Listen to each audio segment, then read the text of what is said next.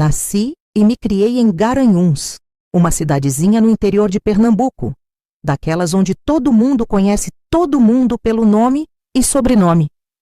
Terra de clima ameno que chamam de Suíça Pernambucana, por causa do frio que faz no inverno.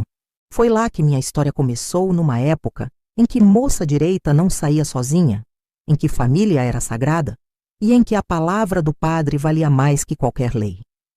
O que vou contar hoje é algo que guardei no fundo do coração por muito tempo. Se arrependimento matasse, eu não estaria aqui para contar essa história. O que me perseguiu todos esses anos foi um sentimento que queimava dentro de mim como brasa. Um amor que não devia ter acontecido, mas aconteceu. Era 1968. Eu tinha acabado de completar 19 anos. Trabalhava na loja de tecidos do seu Antenor, ali na rua 15 de Novembro. Era um bom emprego para uma moça da minha idade. Meu pai, seu Joaquim, tinha um pequeno armazém de secos e molhados na parte baixa da cidade. Não éramos ricos, mas nunca faltou comida na mesa. Minha mãe, Dona Teresa, cuidava da casa e de nós, 5 filhos ao todo. Eu era a caçula, a única que ainda morava com eles. Minhas irmãs já tinham casado. Meus irmãos trabalhavam no Recife. Nossa casa ficava no alto do Mundaú, a parte mais elevada de Garanhuns. Uma casinha simples de alvenaria, com um quintal onde mamãe plantava couve e cebolinha, criava umas galinhas. Do quarto que dividia com minha irmã mais nova antes dela casar, dava para ver toda a cidade lá embaixo, as luzes acendendo no começo da noite como pequenas estrelas terrenas. A rotina era sempre a mesma. Acordava cedo, ajudava a mamãe com o café da manhã, ia para a loja de tecidos, voltava para o almoço, retornava à loja e à noite frequentava-te a igreja ou ficava em casa ouvindo rádio, costurando, conversando com os pais. Aos domingos, a missa era sagrada. Ninguém na nossa família ousava faltar, nem mesmo quando chovia forte ou quando alguém estava com um resfriado leve. Papai dizia que Deus notava as ausências e que era melhor não arriscar. Era no dia de domingo, então, que eu vestia minha melhor roupa. Não tínhamos muito dinheiro para luxos, mas eu caprichava no que tinha. Lavava e passava com esmero o vestido de algodão florido. Escovava os cabelos 100 vezes, como aprendi numa revista. Passava um batom clarinho que comprei escondida no armazém do seu Gumercindo. Naquele ano, chegou à nossa paróquia um novo padre. O anterior, Padre Clemente, tinha mais de 70 anos e já não dava conta de tudo. O novo era sobrinho do bispo de Caruaru, diziam. Chamava-se Padre Antônio Bezerra da Costa. Jovem, devia ter seus 30 e poucos anos. Logo de cara percebi que não era como os outros padres que conhecia. Não tinha aquela cara fechada, aquele ar de quem carrega o peso do mundo nas costas. Padre Antônio sorria. Falava com todo mundo, das crianças aos idosos. E tinha uma voz. Aquela voz, quando lia o evangelho na missa, fazia até os descrentes prestarem atenção. A chegada dele movimentou a cidade. As beatas comentavam sem parar, algumas aprovando seu jeito moderno de celebrar a missa, outras torcendo o nariz para as mudanças que ele propunha. Os jovens, porém, adoravam. Ele criou um grupo de jovens, organizava retiros, tocava violão nas missas. Era como uma brisa fresca entrando na nossa igreja antiga e empoeirada.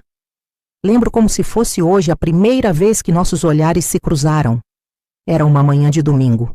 A igreja de Santo Antônio, aquela da Praça Central, estava cheia, como sempre. O cheiro de vela e incenso tomava conta do lugar. As beatas de sempre ocupavam os primeiros bancos, com seus terços nas mãos enrugadas. Cheguei atrasada e meu pai me olhou com aquela cara que só os pais sabem fazer. Minha mãe me cutucou de leve, como quem diz para me comportar. Sentei no banco e levantei os olhos para o altar, bem na hora em que Padre Antônio se virou para a assembleia e proferiu a saudação litúrgica.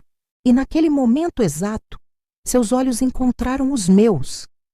Foi como se o tempo parasse por um segundo, como se, de repente, só existíssemos nós dois naquela igreja cheia.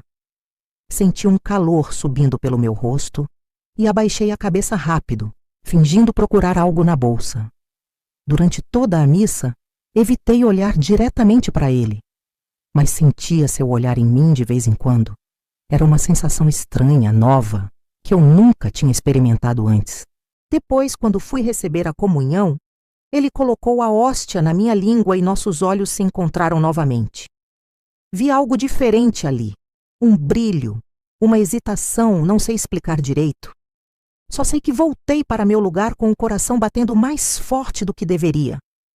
Minha mãe notou meu rosto vermelho e perguntou se eu estava bem. Menti dizendo que era o calor, mas não era. Era algo nascendo dentro de mim. Algo que deveria ter abafado ali mesmo, naquele domingo. Algo que mudaria minha vida para sempre. Comecei a ir mais à igreja. Participava de todos os trabalhos, das festas na Praça Dom Moura, da catequese, de tudo que me desse chance de ficar perto dele.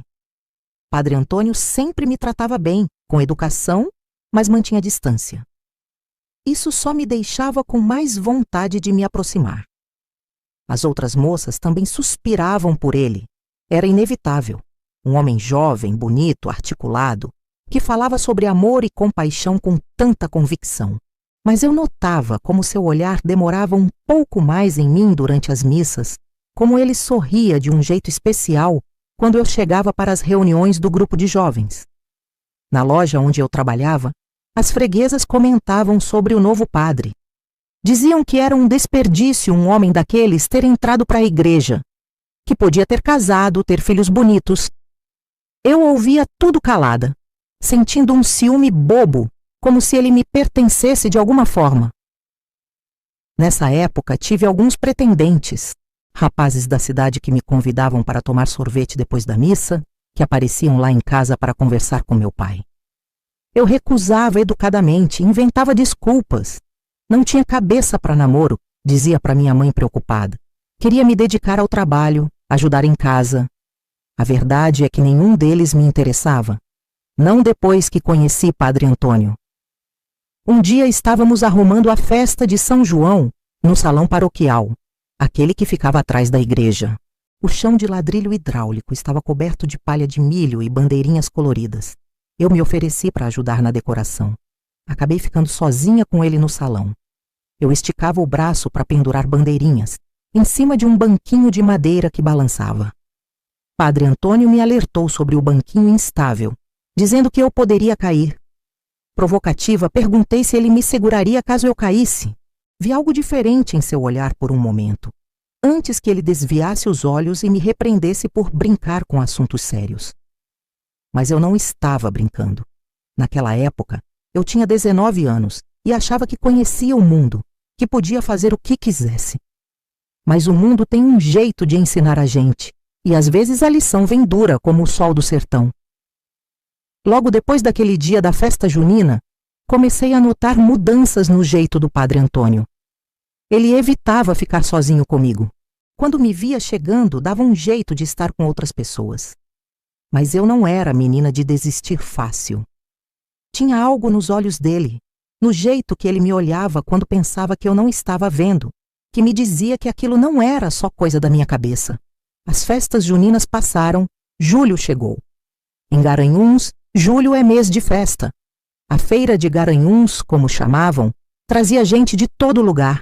O Parque Euclides Dourado ficava cheio de barracas, música e gente de todo canto.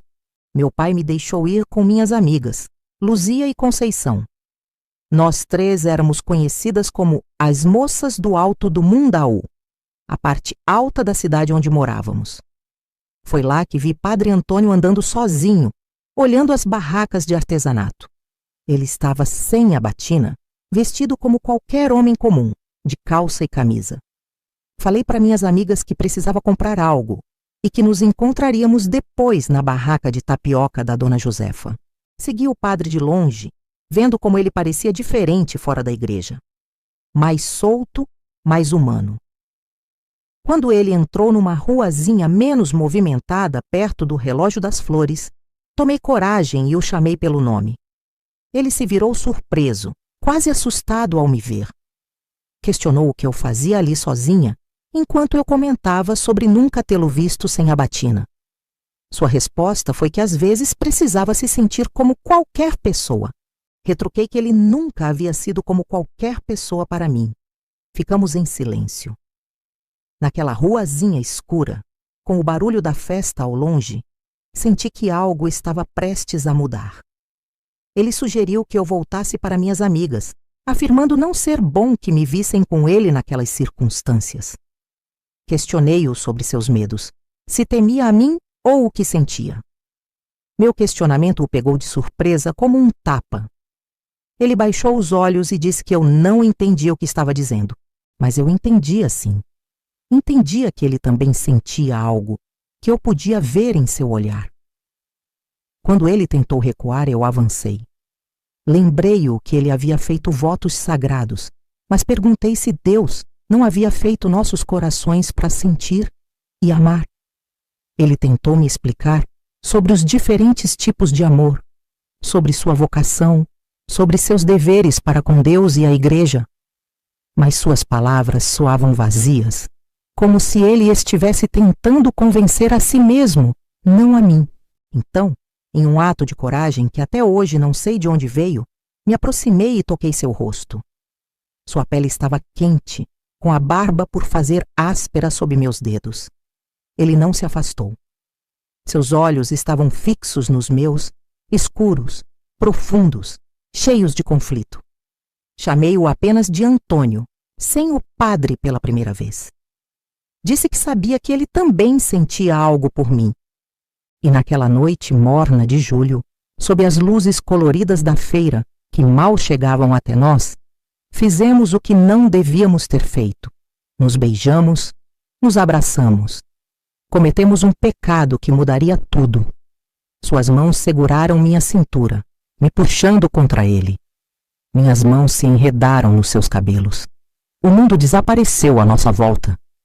Quando nos separamos, ambos ofegantes, vi lágrimas nos seus olhos. Ele pediu perdão a Deus, a mim.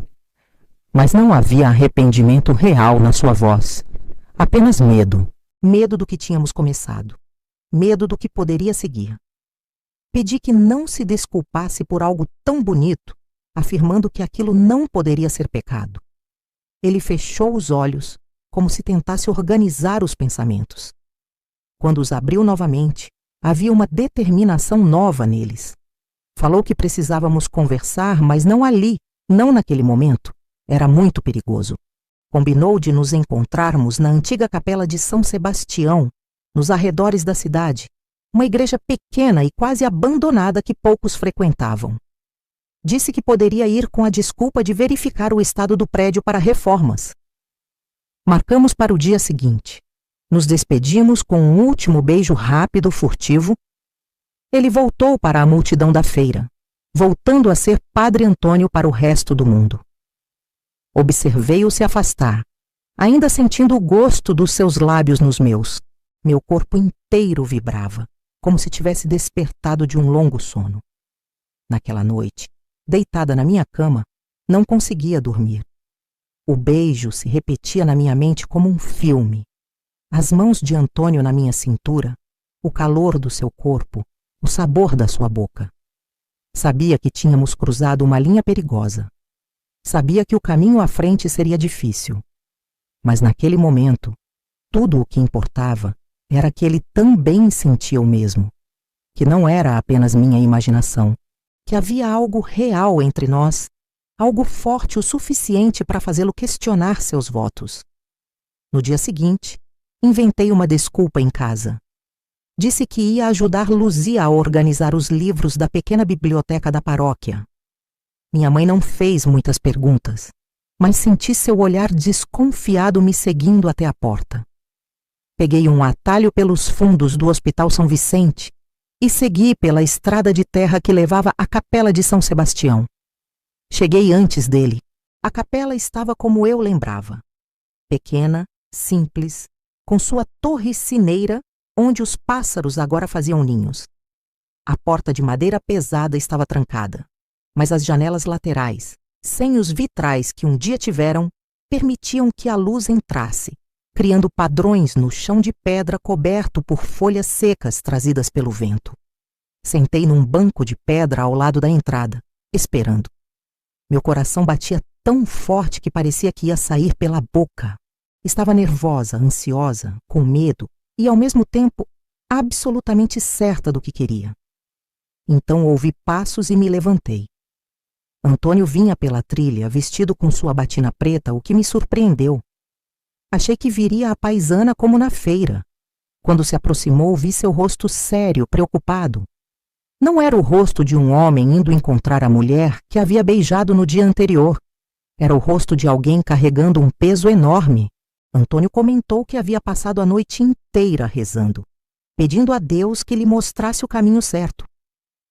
Quando perguntei se ele havia mostrado, ele declarou que o que aconteceu entre nós tinha sido um erro, um momento de fraqueza que não poderia se repetir.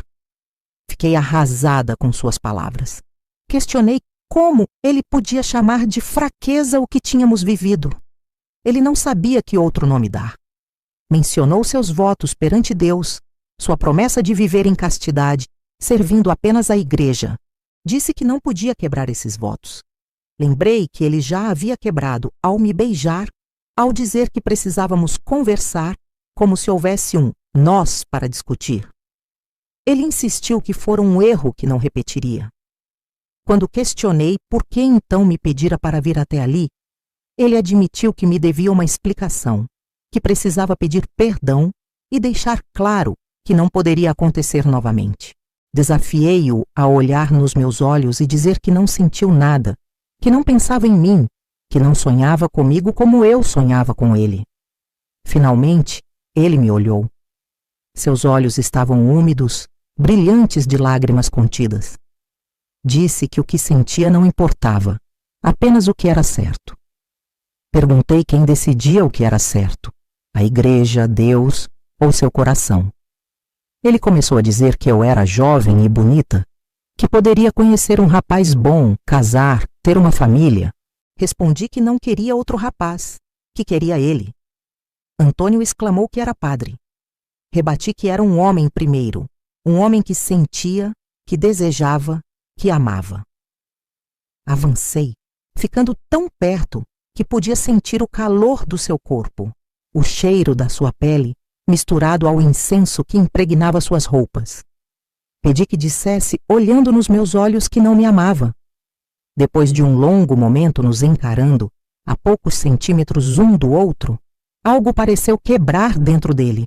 Antônio me puxou para seus braços e me beijou novamente. Um beijo desesperado, cheio de paixão reprimida e medo. Suas mãos seguravam meu rosto como se eu fosse algo precioso e frágil. As minhas se agarravam à sua batina, tentando trazê-lo para mais perto. Quando nos separamos, ofegantes, ele encostou sua testa na minha e confessou que não conseguia ficar longe de mim, que tinha tentado, mas era como se eu tivesse despertado algo dentro dele que estava adormecido, algo que nem sabia que existia. Implorei para que não lutasse contra isso, que ficasse comigo, que encontraríamos um jeito. Ele se afastou um pouco, segurando minhas mãos nas suas. Questionou que jeito seria esse. Não podia deixar o sacerdócio assim, do dia para a noite, e mesmo se pudesse, o escândalo destruiria nossas vidas. Sugeri que fôssemos embora para Recife, Salvador, longe dali. Começar uma vida nova onde ninguém nos conhecesse. Ele perguntou sobre meus pais, minha família, se eu abandonaria tudo.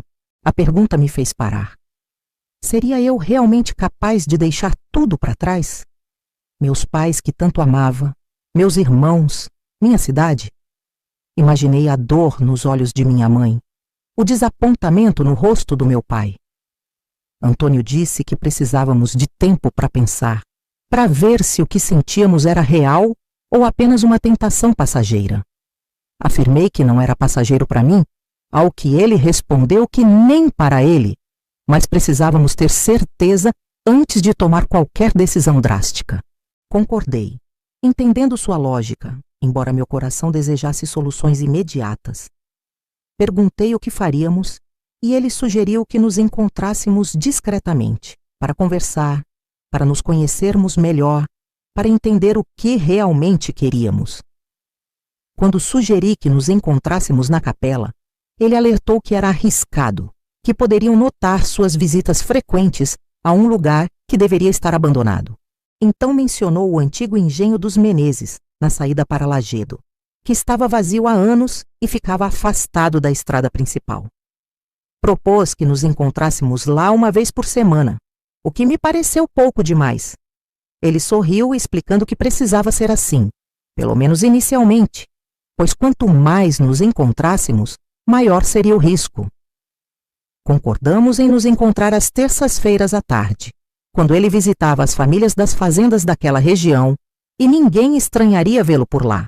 Antes de nos despedirmos, ele me puxou para mais um beijo, lento, profundo, como se quisesse memorizar o sabor dos meus lábios para os dias que passaríamos separados. Saí da capela primeiro, verificando se não havia ninguém por perto. O caminho de volta para casa foi como um sonho.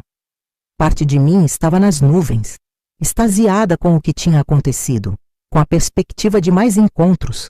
Outra parte, no entanto, já começava a sentir o peso do segredo, o medo da descoberta, a culpa por estar fazendo algo que sabia que magoaria profundamente minha família. Os encontros começaram como combinado.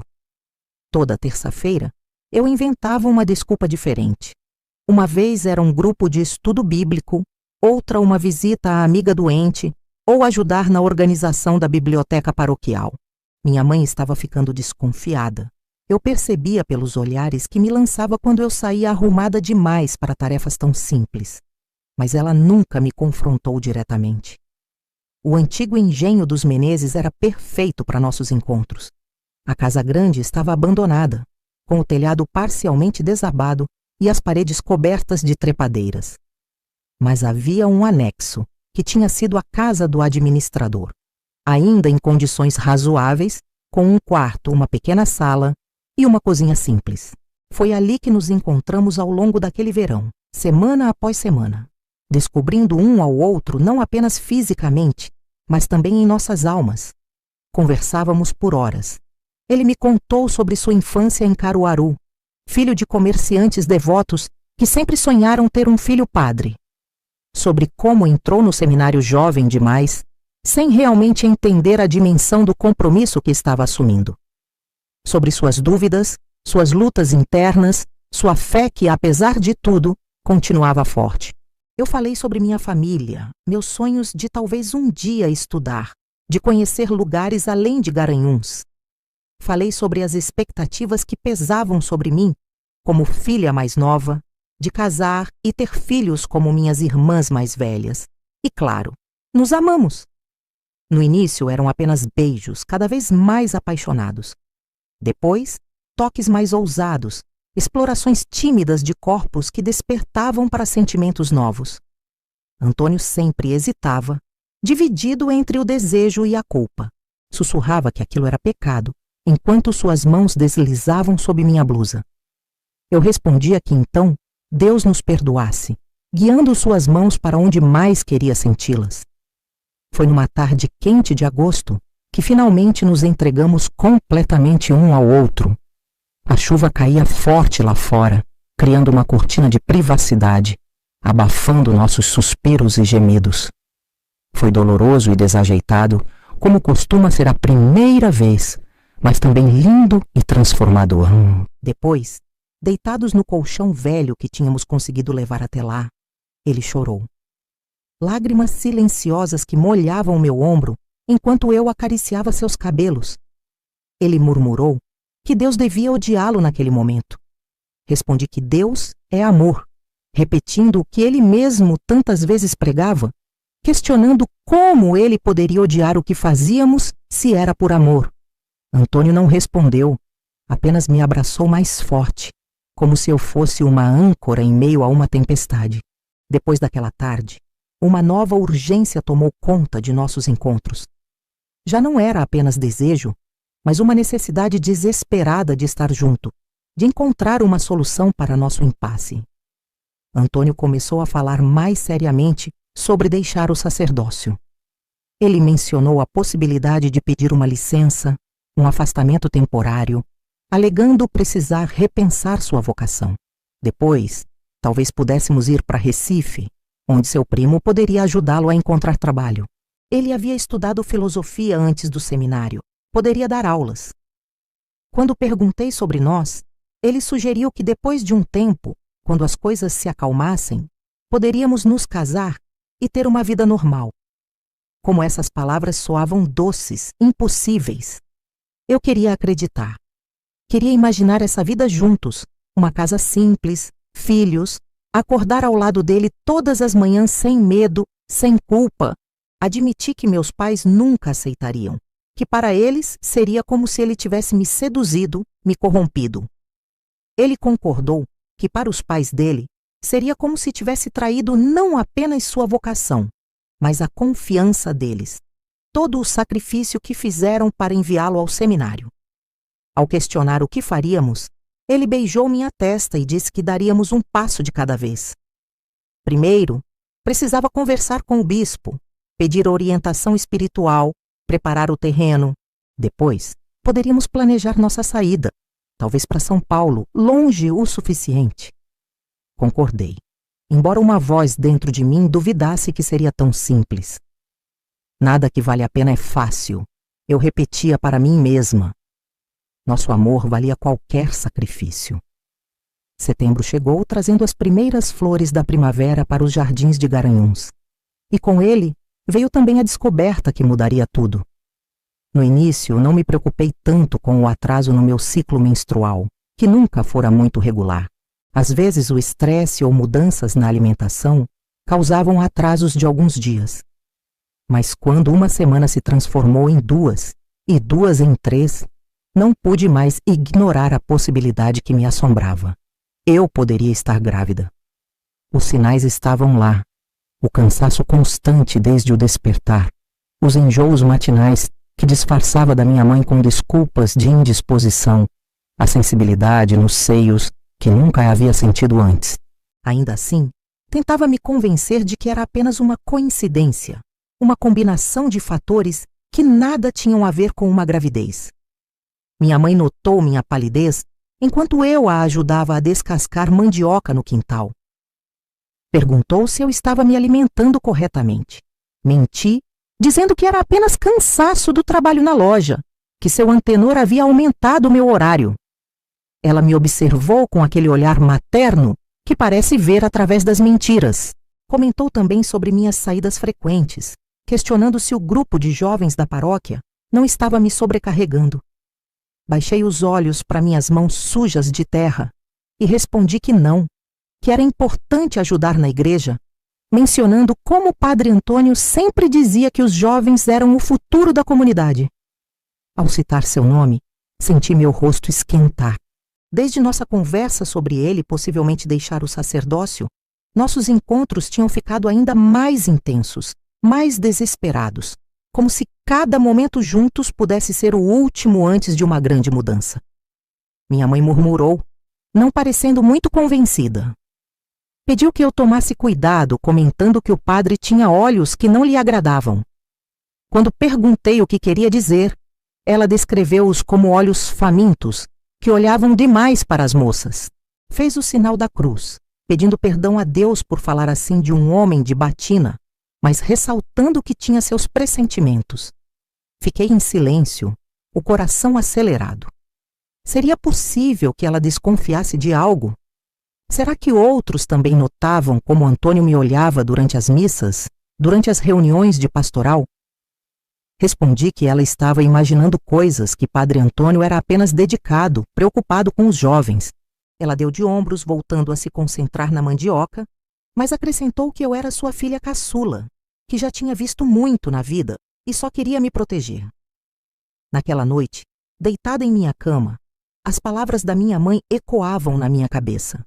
Se ela soubesse do que precisava me proteger, não seria do Padre Antônio, mas de mim mesma, das minhas próprias decisões imprudentes. E agora, talvez fosse tarde demais.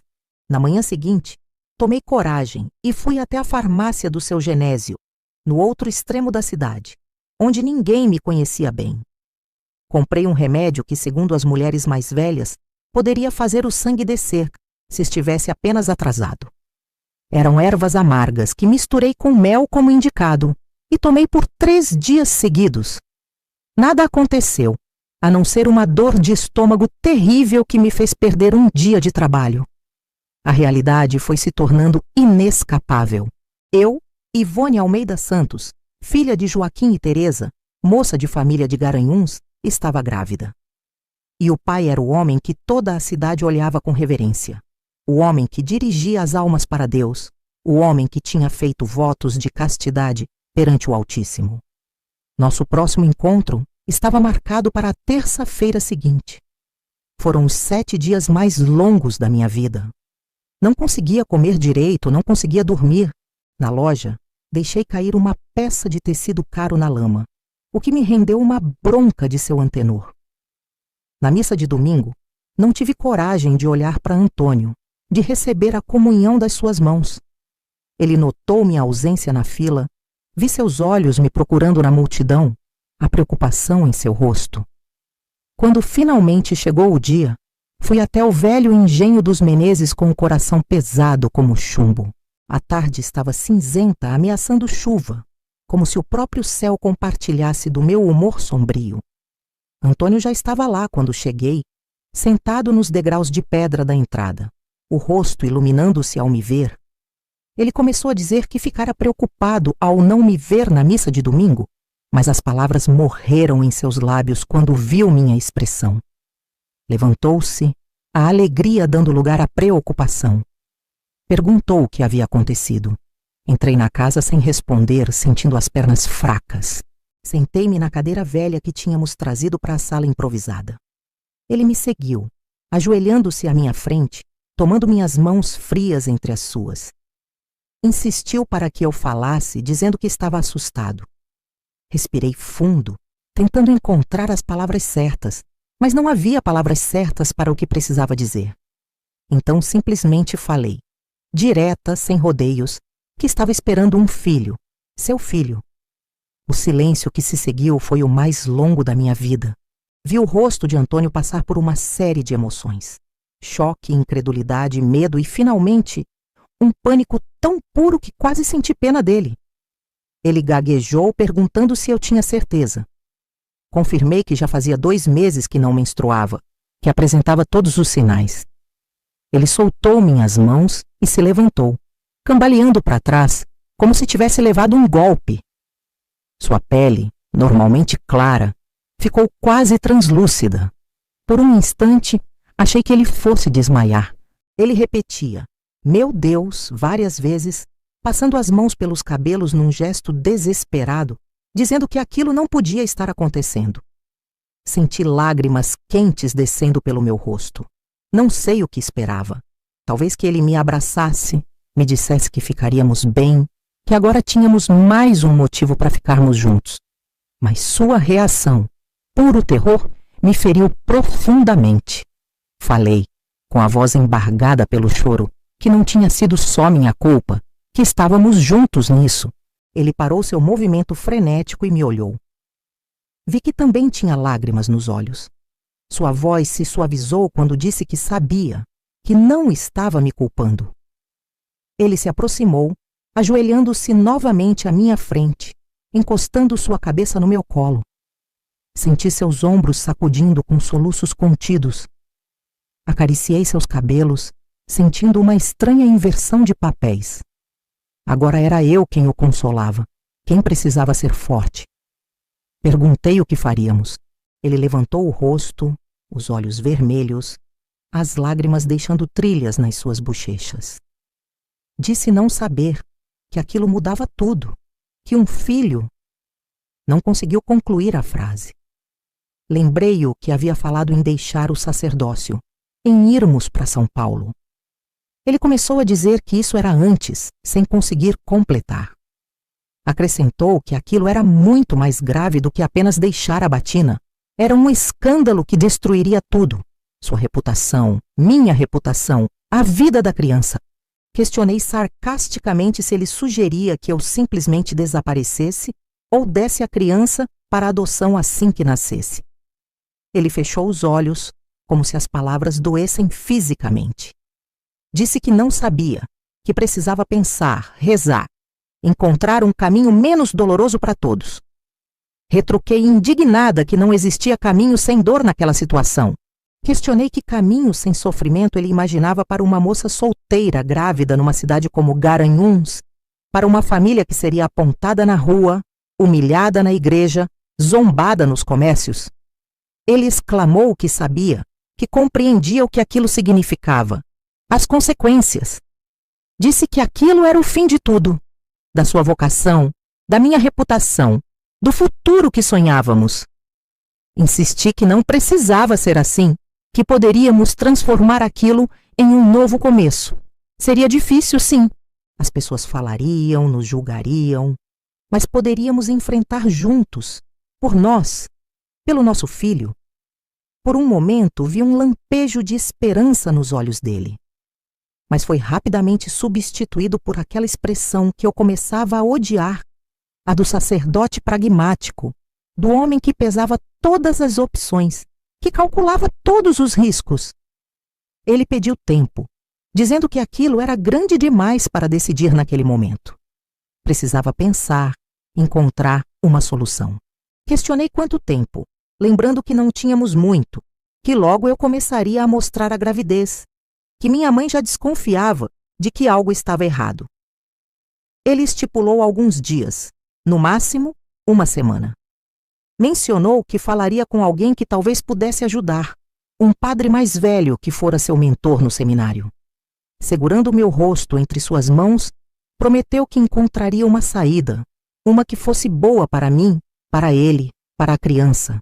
Notei que ele nem conseguia dizer nosso filho, o que já me indicava muito sobre o futuro que nos aguardava. Nos despedimos com um beijo triste, sem a paixão habitual. Combinamos de nos encontrar no mesmo lugar, na mesma hora, na semana seguinte. Ao sair do engenho, olhei para trás e vi Antônio de joelhos no chão empoeirado, as mãos juntas em oração, a figura da desolação personificada. A semana que se seguiu foi um borrão de angústia e medo.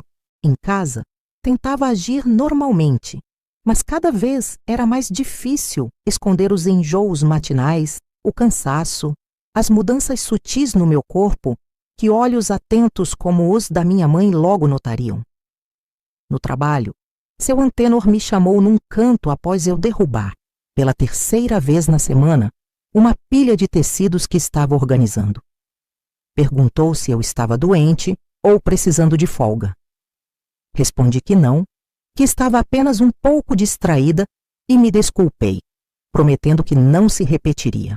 Ele me olhou com desconfiança, mas não insistiu no assunto. Antes de voltar para o balcão, porém, colocou a mão no meu ombro e disse que se eu precisasse conversar, a porta da casa dele sempre estaria aberta, que Dona Cícera gostava muito de mim. Foi um gesto de bondade que quase me fez desabar ali mesmo. Se ao menos fosse tão simples quanto conversar com o patrão e sua esposa. Na igreja, evitei ao máximo cruzar com Antônio. Fui à missa na paróquia de São José, no outro extremo da cidade, sob protestos da minha mãe, que não entendia por que eu queria ir tão longe quando tínhamos a igreja matriz bem pertinho. Inventei uma história sobre uma novena especial que estava sendo feita lá, a qual tinha prometido participar. A terça-feira demorou uma eternidade para chegar. Quando finalmente chegou, fui até o engenho dos Menezes com o coração um pouco mais leve.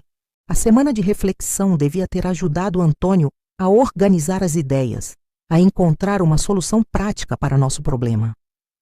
Talvez ele já tivesse até falado com o bispo, preparado o terreno para sua saída da igreja. Mas quando cheguei, o engenho estava vazio. Esperei 1 hora, 2, até o sol começar a se pôr, tingindo o céu de vermelho sangue. Ele não apareceu. Voltei para casa confusa, assustada, sentindo-me traída.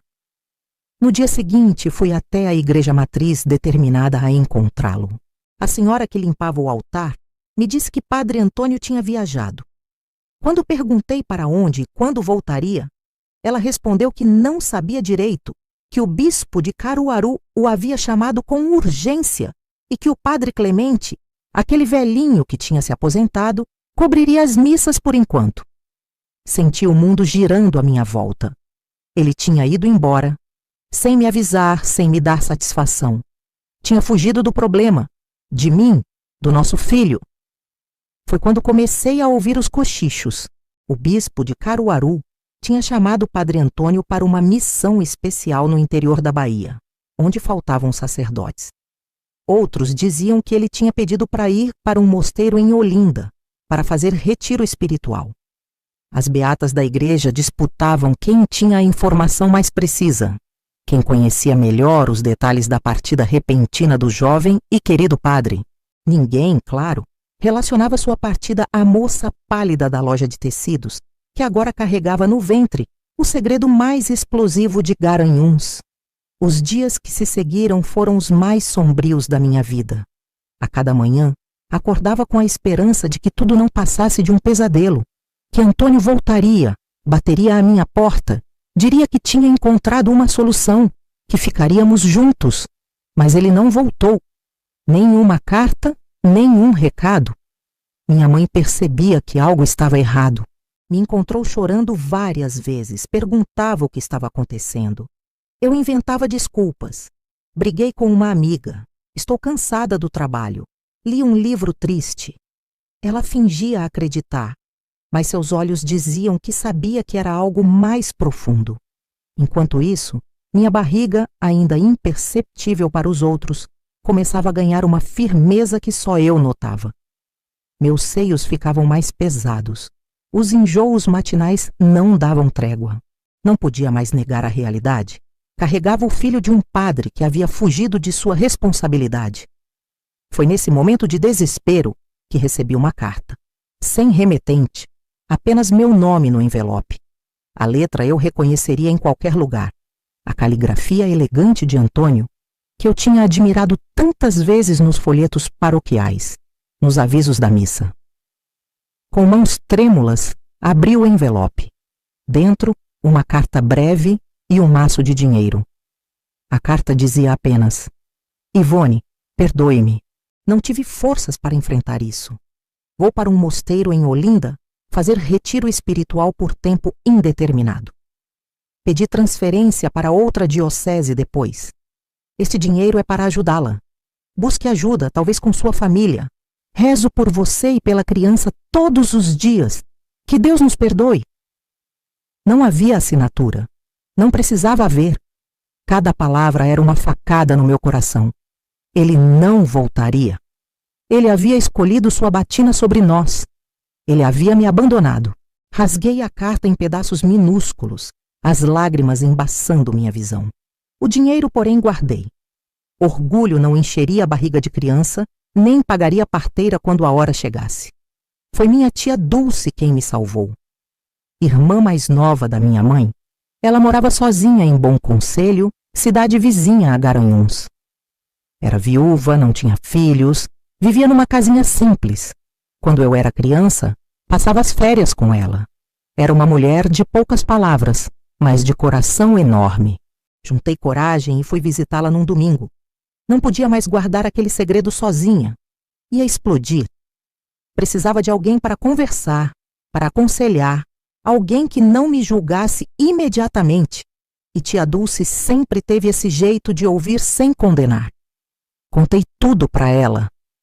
Desde o primeiro olhar trocado na igreja até a carta covarde. Chorei como nunca tinha chorado antes, ali na cozinha simples dela, com cheiro de café recém-coado e bolo de milho no forno. Ela ouviu tudo em silêncio, os olhos atentos, as mãos calejadas segurando as minhas de vez em quando. Quando terminei meu relato, esperava talvez um sermão, talvez decepção. Mas tia Dulce apenas suspirou. Passou a mão pelos cabelos grisalhos e disse que eu tinha uma cruz pesada para carregar, mas que não precisava carregar sozinha. Ela me ajudaria. Seu plano era simples. Eu diria aos meus pais que ela estava doente e precisava de ajuda. Iria morar com ela por um tempo, até a criança nascer. Depois, decidiríamos o que fazer. Era uma solução temporária, ela admitia, mas nos daria tempo para pensar. Voltei para casa com uma sensação estranha no peito, uma mistura de alívio e medo. Alívio por ter compartilhado meu segredo, por ter um plano, por não estar completamente sozinha. Medo pelo que estava por vir, pelo que meus pais diriam quando soubessem, pelo futuro incerto do meu filho. Não foi difícil convencer meus pais. Tia Dulce realmente não andava bem de saúde. Tinha reumatismo que a incomodava nos dias frios, além de pressão alta. A ideia de que eu fosse ajudá-la por uns tempos pareceu sensata para eles. Mamãe até disse que era bom eu aprender a cuidar de uma casa sozinha, que já estava na idade. Assim, num sábado de outubro, parti para Bom Conselho com 2 malas e o coração pesado. A despedida dos meus pais foi dolorosa. Não porque fosse longa. Bom Conselho ficava a menos de 2 horas de viagem. Eu poderia visitar nos finais de semana. Mas porque sabia que estava saindo com uma mentira. E sabia que, quando voltasse, nada seria como antes. Bom Conselho era uma cidade ainda menor que Garanhuns. Apenas uma praça central, algumas ruas de paralelepípedos, casas simples, uma igreja. Não tinha o clima ameno de Garanhuns, era mais quente, mais seco. Mas tinha a vantagem de que poucos me conheciam ali. Poderia ser apenas mais uma moça ajudando a tia doente, sem olhares curiosos, sem perguntas indiscretas. A casa de tia Dulce ficava numa rua lateral, afastada do centro. Era pequena, mas aconchegante. 2 quartos, sala e cozinha juntas, um quintal com algumas galinhas, pés de acerola e pitanga. O banheiro era do lado de fora, uma construção anexa, simples, mas limpa. Minha tia tinha preparado o quarto de hóspedes para mim, o que antes tinha sido o quarto do meu tio, falecido há mais de 10 anos. Tinha uma cama de solteiro, uma penteadeira, um guarda-roupa antigo. Na janela, cortinas de renda que ela mesma tinha feito. Este será seu cantinho enquanto estiver aqui, ela disse, ajudando-me a desfazer as malas. Se precisar de algo mais, é só dizer. Foi ali, naquele quarto simples, naquela casa de piso de cimento queimado e paredes de cal, que passei os meses mais transformadores da minha vida. O tempo em Bom Conselho passou devagar. Os dias se arrastavam, um igual ao outro. Acordava cedo, ajudava a tia Dulce com o café da manhã, depois nas tarefas da casa. À tarde, sentávamos na varanda pequena e eu bordava. Minha tia tinha me ensinado o ponto cruz. Dizia que era bom para acalmar a mente. Ela tricotava pequenas peças para o bebê. Casaquinhos, sapatinhos, mantas. À noite, ouvíamos rádio, conversávamos sobre tudo e sobre nada. Tia Dulce me contava histórias da família, de quando ela e mamãe eram meninas. Histórias que eu nunca tinha ouvido antes. Falava do meu avô, homem severo, mas justo. Da minha avó, que morreu cedo demais de tuberculose. De como foi difícil para as duas se criarem sem mãe, com um pai que não sabia demonstrar afeto. Eu ouvia, fascinada, vendo minha própria mãe sob uma nova luz. Entendendo melhor a dureza dela, a preocupação constante, o medo que tinha de que algo ruim acontecesse com os filhos. Mamãe tinha perdido a mãe muito cedo. Tinha aprendido que a vida podia ser cruel, que era preciso se proteger. Ela vai sofrer muito quando souber, comentei uma noite, enquanto tomávamos chá de erva cidreira na cozinha. Vai achar que falhou como mãe. Tia Dulce balançou a cabeça. Teresa sempre foi muito dura consigo mesma. Acha que pode controlar tudo, proteger todo mundo. Mas a vida não é assim. Todo mundo erra, todo mundo cai. O importante é como a gente se levanta depois. Acha que ela vai me perdoar algum dia? Vai. Talvez não logo, talvez não facilmente. Mas vai. Sangue é sangue. E quando ela ver a carinha desse bebê, vai ser impossível não amar. Eu queria acreditar nisso. Queria acreditar que minha família não me rejeitaria completamente, que haveria um caminho de volta. Enquanto isso, minha barriga crescia, tornando-se impossível de disfarçar. Já não ia à cidade, com medo de encontrar alguém conhecido. Tia Dulce fazia as compras, levava meus recados. Quando alguém perguntava por mim, ela dizia que eu estava ajudando em casa, cuidando dela. No terceiro mês em Bom Conselho, mamãe veio me visitar. Foi uma visita tensa. Ela olhava para mim de um jeito estranho, notando a mudança no meu corpo, mesmo sob as roupas soltas que eu usava. Não perguntou nada, mas seus olhos diziam tudo. Ela sabia, ou pelo menos suspeitava, mas não estava pronta para confirmar seus temores, e eu não estava pronta para confessar. Ela ficou apenas um dia e voltou para Garanhuns, levando uma cesta de frutas do quintal de tia Dulce, e deixando para trás um silêncio pesado entre nós. Chorei a noite toda depois que ela partiu, sentindo o abismo que crescia entre mim e minha família. Tia Dulce me consolou como podia. Dê tempo ao tempo, minha filha. Quando o bebê nascer, será mais fácil conversar. As coisas vão se ajeitar. Eu me agarrava a essa esperança como um náufrago a um pedaço de madeira. Tinha que acreditar que haveria um futuro para mim e meu filho, mesmo que diferente do que sonhei. De Antônio, nenhuma notícia além daquela carta. Eu me perguntava onde ele estaria, o que estaria fazendo. Se pensava em mim, se sentia remorso. Se algum dia teria coragem de conhecer seu filho. Foi numa madrugada chuvosa de maio que as dores começaram. Fortes, como nunca tinha sentido antes. Tia Dulce, experiente, reconheceu imediatamente os sinais do trabalho de parto. Chamou Dona Sebastiana, a parteira da cidade, mulher de 60 anos, que tinha trazido ao mundo metade dos habitantes de Bom Conselho. Dona Sebastiana chegou rápido, com sua maleta de couro e suas mãos calejadas, porém gentis. Examinou-me, confirmou que o bebê estava a caminho e deu ordens precisas para tia Dulce preparar água quente, toalhas limpas, tesoura fervida. O parto foi longo e doloroso. Horas de dor que pareciam não ter fim, sem anestesia, sem médico, apenas uma parteira experiente e uma tia amorosa para me ajudar. Em cada contração, em cada empurrão, eu pensava em Antônio, em como ele tinha me deixado sozinha naquele momento, em como nunca o perdoaria por isso. E então, finalmente, depois do que pareceu uma eternidade, o choro. Alto, forte, indignado. Meu filho chegando ao mundo, anunciando sua presença. Dona Sebastiana sorriu, mostrando-me o pequeno embrulho vermelho e chorão. É um menino, minha filha, e é forte como um touro. Eles colocaram o bebê nos meus braços, e naquele momento, todo o sofrimento, toda a vergonha, toda a tristeza pareceram desaparecer. Olhei para aquele rostinho, para aqueles olhos que se abriam timidamente, e senti um amor que nunca imaginei ser possível. Um amor que ultrapassava tudo, que fazia todo o resto parecer pequeno, insignificante. José, sussurrei, tocando sua bochecha macia. Seu nome será José. Como meu avô, pensei. Um nome forte, de trabalhador. Um nome que não carregava o peso do passado, que não denunciava suas origens. Um nome que poderia abrir caminhos, não fechá-los. Tia Dulce, ao meu lado, tinha lágrimas nos olhos.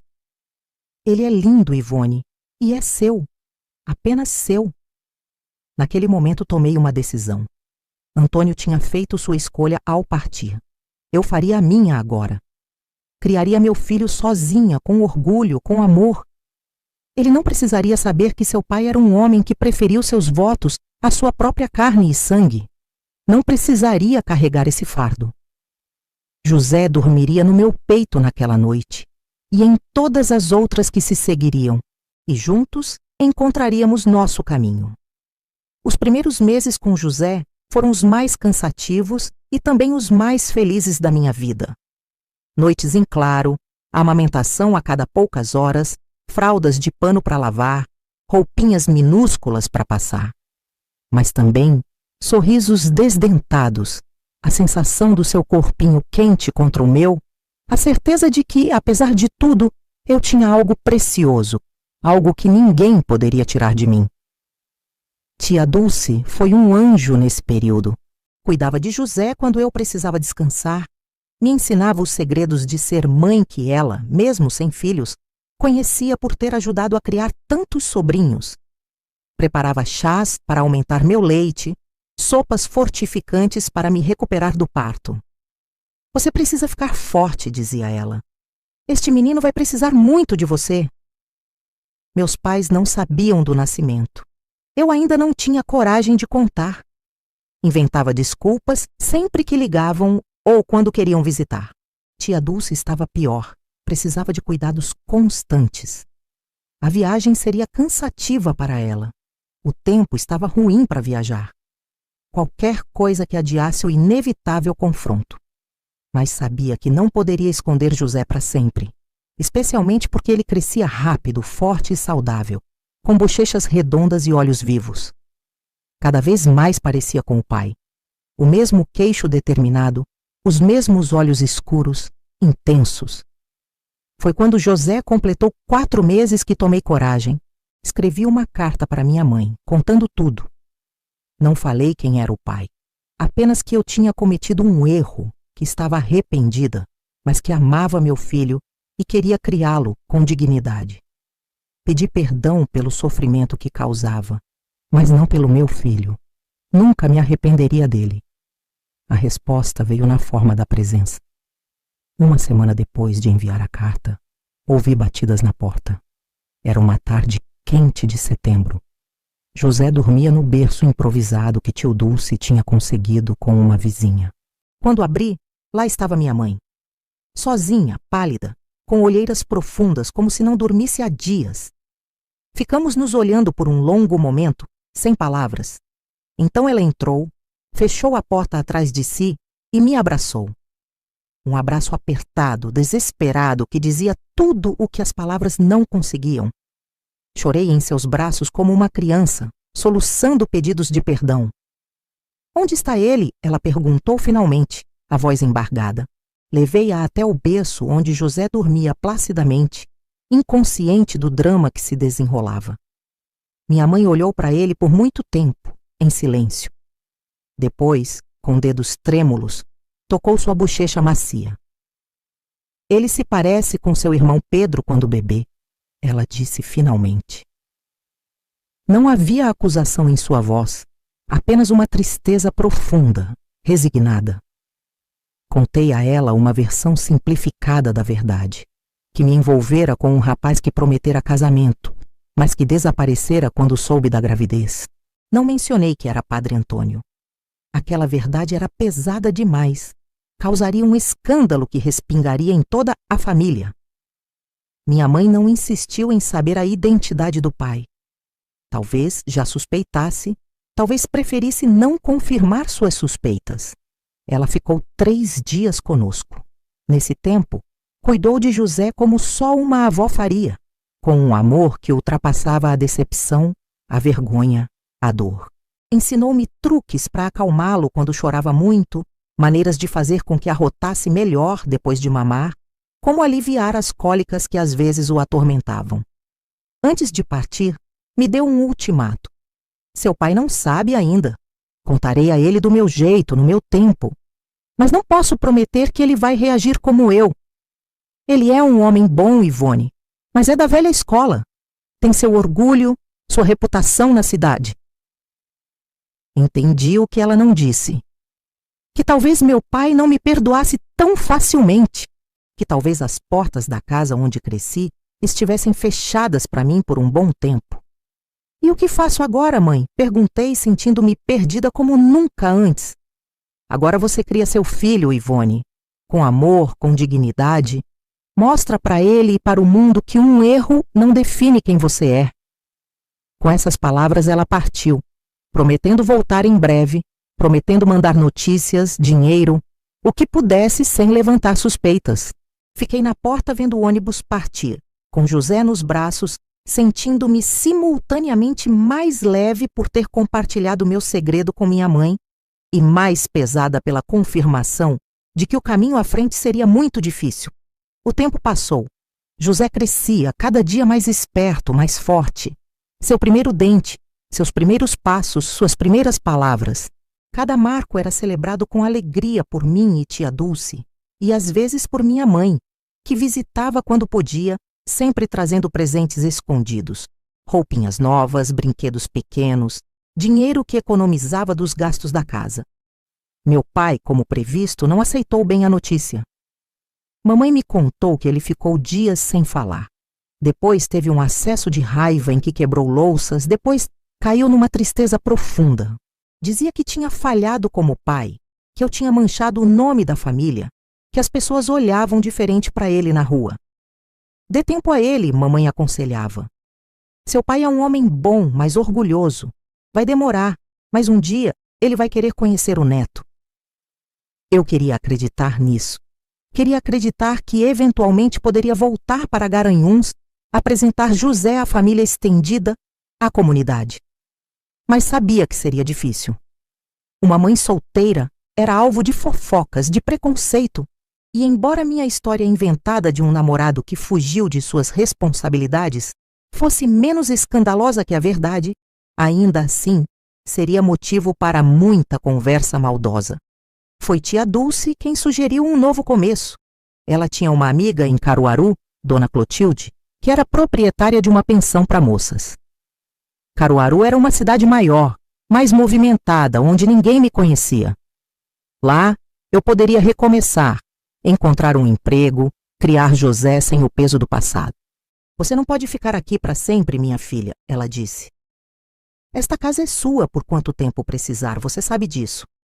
Mas Bom Conselho é pequena demais. As pessoas já começam a perguntar sobre o menino. Logo as fofocas vão chegar até Garanhuns. É melhor você ir para mais longe, começar uma vida nova. No fundo, eu sabia que ela tinha razão. Já tinha passado mais de um ano desde que deixara Garanhuns. José já estava com 15 meses, andando, começando a falar algumas palavras. Não podia ficar escondida para sempre. Precisava construir um futuro para nós dois. Tia Dulce escreveu para Dona Clotilde, contando uma versão modificada da minha história. Que eu era viúva, que meu marido morrera antes do nascimento do filho. A história da viuvez era mais aceitável socialmente, abriria mais portas. Dona Clotilde respondeu prontamente, oferecendo um quarto na pensão e a promessa de ajudar a encontrar trabalho. A despedida de tia Dulce foi uma das coisas mais difíceis que já fiz. Aquela mulher simples, de mãos calejadas e coração enorme, tinha sido mais que uma tia. Tinha sido amiga, conselheira, quase uma mãe nos meses mais difíceis da minha vida. Prometi escrever, mandar notícias de José, visitá-la sempre que possível. Vou sentir falta de vocês dois, ela disse, com lágrimas nos olhos, enquanto abraçava José pela última vez. Mas é o melhor. Vá construir sua vida, minha filha. Seja feliz. Caruaru me recebeu com o calor abrasador típico do agreste pernambucano. Muito diferente do clima ameno de Garanhuns ou mesmo de Bom Conselho. A cidade era um turbilhão de movimento. A famosa feira de artesanato, o comércio movimentado, as ruas cheias de gente vinda de toda parte. Dava para se perder na multidão, ser apenas mais uma pessoa tentando sobreviver. Exatamente o que eu precisava. A pensão de Dona Clotilde ficava numa rua tranquila, não muito longe do centro. Era um sobrado antigo, de paredes grossas, que mantinha o interior relativamente fresco, mesmo nos dias mais quentes. Tinha 10 quartos, ocupados principalmente por moças que trabalhavam no comércio ou estudavam. O meu era pequeno, mas limpo, com espaço suficiente para uma cama de solteiro, um berço para José e uma pequena cômoda. Dona Clotilde era uma senhora robusta, de 60 e poucos anos, viúva como eu supostamente era. Tinha olhos bondosos e um jeito prático de lidar com as coisas. Desde o início, tratou José como se fosse seu próprio neto, mimando-o com biscoitinhos caseiros, contando histórias, deixando-o brincar no pequeno jardim dos fundos. Crianças dão trabalho, mas alegram a casa, ela dizia, observando José correr atrás de uma borboleta. Foi ela quem conseguiu meu primeiro trabalho em Caruaru, na loja de uma conhecida que vendia roupas. Não pagava muito, mas era suficiente para o aluguel do quarto e para as necessidades básicas. Enquanto eu trabalhava, Dona Clotilde cuidava de José, junto com sua empregada, Dona Zefa, uma senhora negra de sorriso fácil e coração ainda maior. A vida em Caruaru era diferente. Anônima, livre do peso dos olhares de reprovação, das fofocas maldosas. Ninguém questionava minha história de viúva. Ninguém se importava muito com meu passado. Era apenas mais uma mãe lutando para criar seu filho com dignidade. Aos poucos, fui construindo uma rotina, fazendo amizades, encontrando meu lugar naquela cidade barulhenta e acolhedora.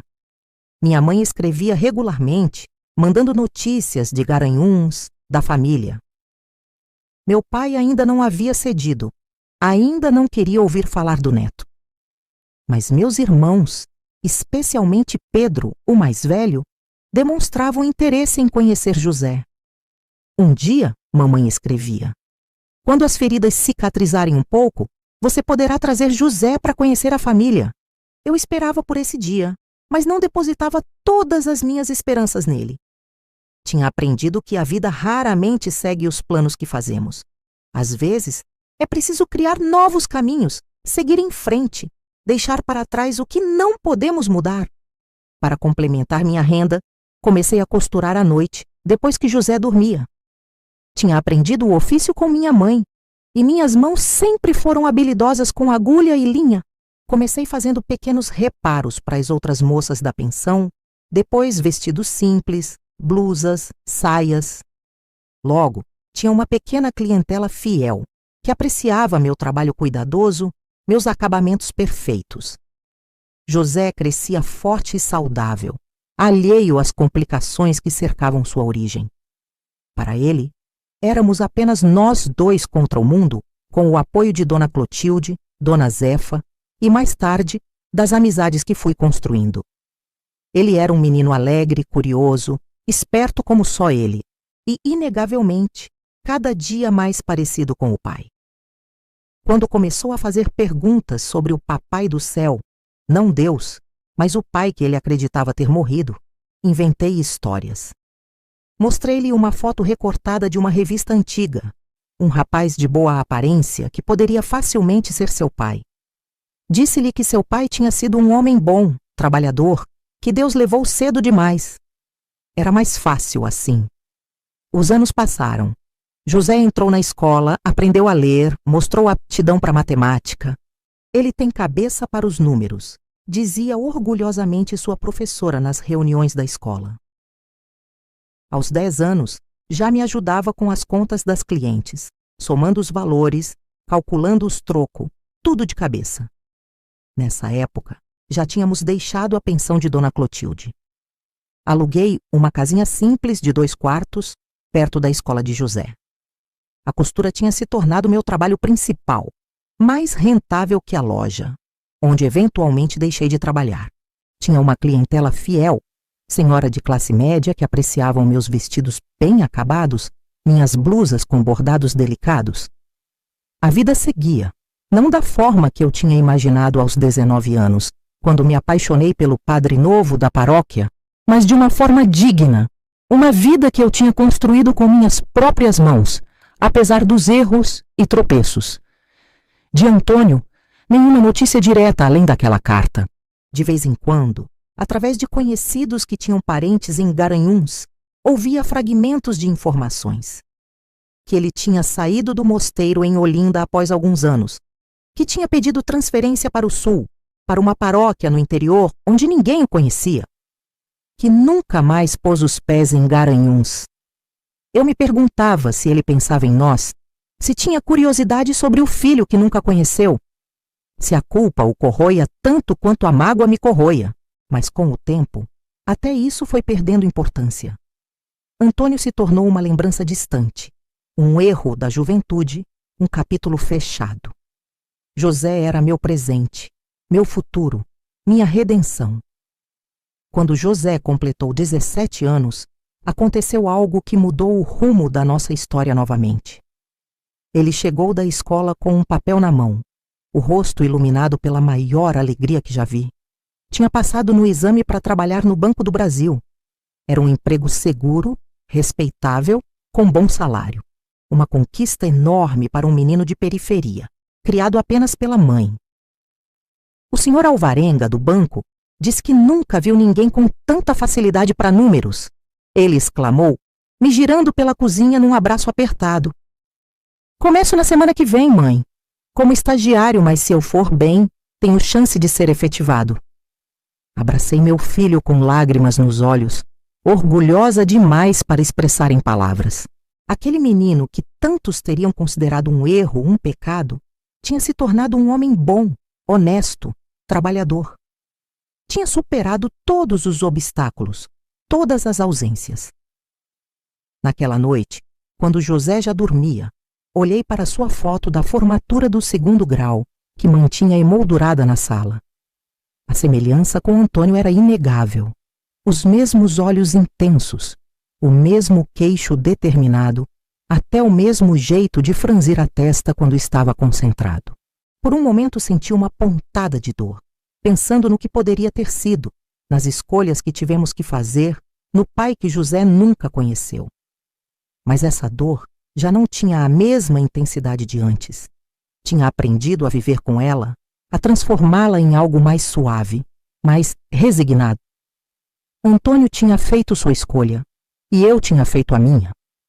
E olhando para o resultado, para o homem maravilhoso que nosso filho tinha se tornado, não podia dizer que me arrependia. Quando José completou 23 anos, anunciou que ia se casar. A noiva, Mariana, era uma moça simples, filha de comerciantes que conhecera na igreja. Sim, José frequentava a igreja regularmente, algo que eu nunca o forcei a fazer, mas que ele escolheu por si mesmo. Talvez fosse algo no sangue, pensei ironicamente. O casamento seria simples, na paróquia de São Pedro, com uma pequena recepção no salão paroquial. José insistiu que eu convidasse toda a família de Garanhuns.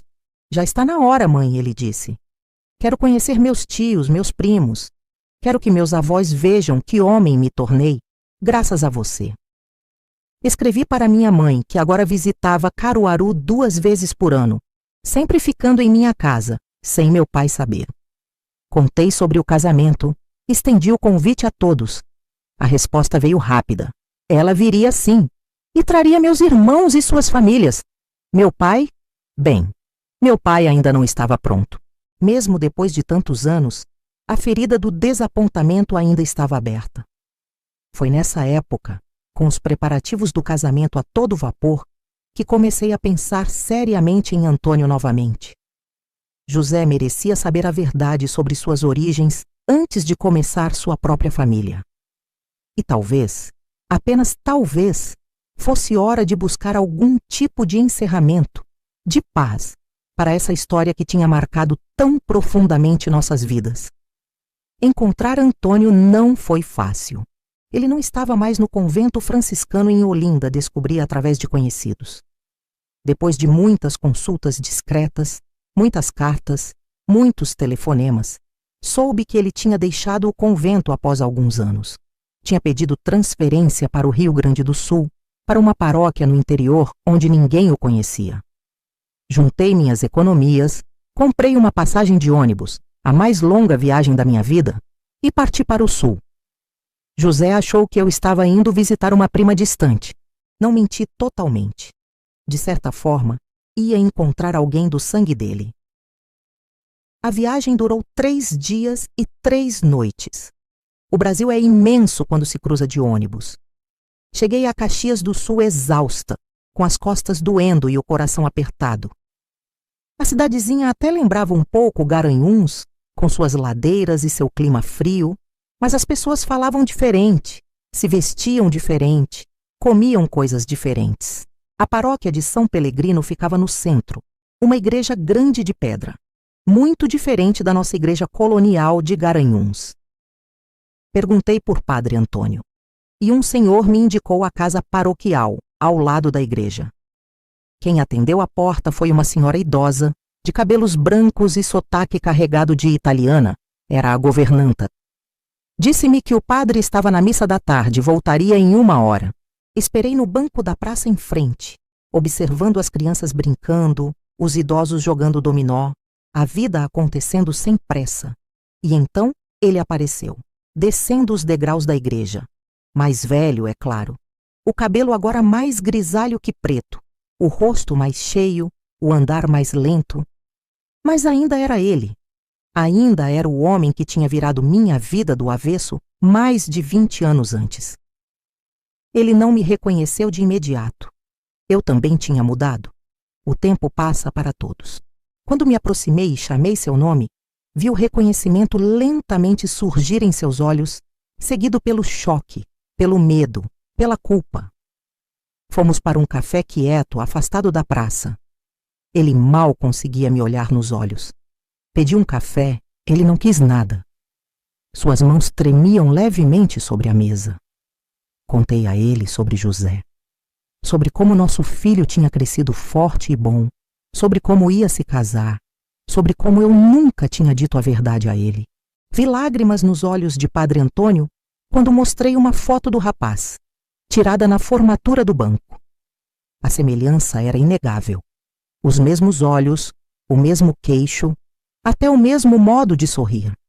Antônio confessou que nunca tinha deixado de pensar em nós, que rezava por mim e pelo filho todas as noites, que a culpa o tinha corroído tanto que precisou ir para o mais longe possível, que por anos pensou em deixar a batina, mas a covardia sempre falava mais alto. Não senti raiva dele, nem mágoa. Senti apenas uma tristeza profunda pelo que poderia ter sido e não foi. Pelos sonhos que enterramos, pela família que nunca formamos, pelos anos que perdemos. Perguntei se ele queria conhecer o filho. Ele hesitou, os olhos cheios de medo e esperança. Seria possível depois de tanto tempo? José aceitaria? Eu mesma não sabia a resposta. Tinha vindo sem um plano definido, apenas com a certeza de que precisava fechar esse ciclo antes que fosse tarde demais. Combinamos que ele viria a Caruaru no mês seguinte, depois da Páscoa. Tempo suficiente para eu preparar José para contar a verdade que tinha escondido a vida toda. Voltei para casa com o coração menos pesado. A verdade, dizem, liberta. E depois de tantos anos carregando o peso do segredo, finalmente sentia que poderia me libertar. Mas o destino tem seus próprios planos. Uma semana depois de voltar a Caruaru, recebi um telegrama. Padre Antônio havia falecido, um ataque cardíaco fulminante, enquanto celebrava a missa. Morreu no altar, consagrando o pão e o vinho. Talvez tenha sido a forma que Deus encontrou de perdoá-lo, de chamá-lo de volta enquanto exercia o sacerdócio que nunca abandonou. Não fui ao enterro. Não podia deixar José, não podia levantar suspeitas. Chorei sozinha na privacidade do meu quarto, pelo homem que amei, pelo pai do meu filho, pelo pecador que, como eu, nunca encontrou redenção completa. José nunca soube a verdade. Não tive coragem de contar depois que Antônio morreu. Que bem faria? Abalar a imagem que ele tinha do pai falecido? Manchar a memória de um homem que já não podia se defender? Decidi que alguns segredos são melhor guardados para sempre. Meu filho se casou, teve seus próprios filhos, construiu uma vida sólida. É um homem bom, honesto, trabalhador. Às vezes vejo traços de Antônio nele. Um gesto, uma expressão, uma maneira de franzir a testa quando está concentrado. E nesses momentos sinto uma mistura de dor e gratidão. Dor pelo que perdemos, gratidão pelo que ganhamos. O tempo passou e a dor foi diminuindo. Garanhuns ficou no passado, como uma cidade de um país distante que visitei na juventude.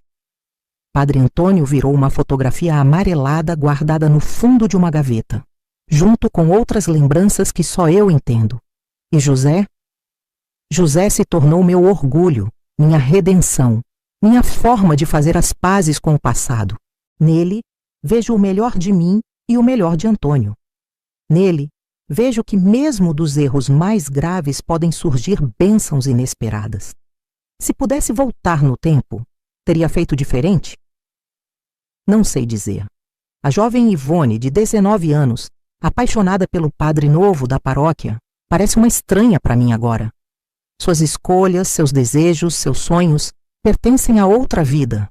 Hoje, olhando para trás com a serenidade que só a idade traz, entendo que cada escolha que fazemos traça um caminho que não pode ser desfeito.